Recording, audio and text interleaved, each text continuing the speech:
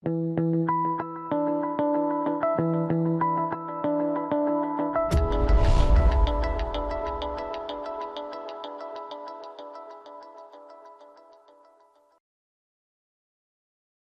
guys, this is Grant Coombs III, aka Balbomb, coming to you for another video from CardRunners.com. I'm going to continue on from my last video. It's going to continue with a leak finder from one of my current students, Mickey, who's playing 4 tables of 100 NL on PokerStars. And this is, throughout our lessons together, we've been working on trying to transition him from a tournament mindset to more of a cash game mindset. And we're going to continue to work on that throughout the video here. I think that in the first video, it showcased a lot of Mickey's strengths as a player, and also we found some things that probably need to work on, most specifically thinking about proper ways to think about c-bets and thinking about really critically our opponent's ranges, which regardless of skill level is something that we're all constantly working on. Doesn't matter if you're playing 25 NL or 500 NL or 5,000 NL rather. So we open here with King Jack. Oh, by the way, as always, table 1 is here, table 2, table 3, and table 4. We start this video by opening min-raising King Jack suited on the button. Really standard play here. If you're not min-raising or probably 2.5xing, I think you're probably missing out and probably risking a little bit too much to steal blinds unless you are playing against more of a recreational player, in which case I actually like making the larger c-bet or making the larger pre-flop raises. We're left here with a rather common situation. I think a lot of us probably overplay a little bit. And in this position, it's a situation where we're playing against a guy who's probably defending something like 40 to 60% of hands. And the question is, should we be c-betting a really obvious board that we're always going to have, our big hands in our range here? I think a lot of people, and I have to say, I think Mickey included here in this, is that his solution to this is pretty much being one and done. And once he's called on this board, thinking that there's just going to be better options and better places to fight back.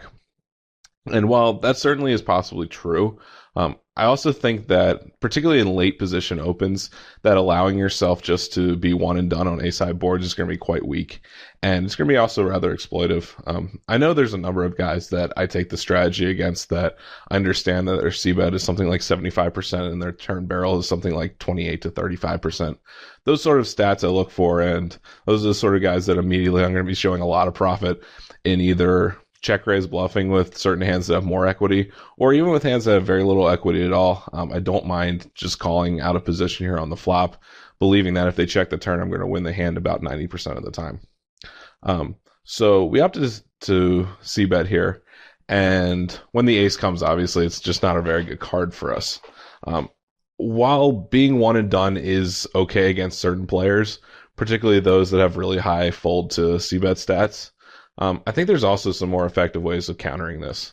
The first one, of course, being that I've talked about in many videos is I have a large checking back on this range on this sort of board.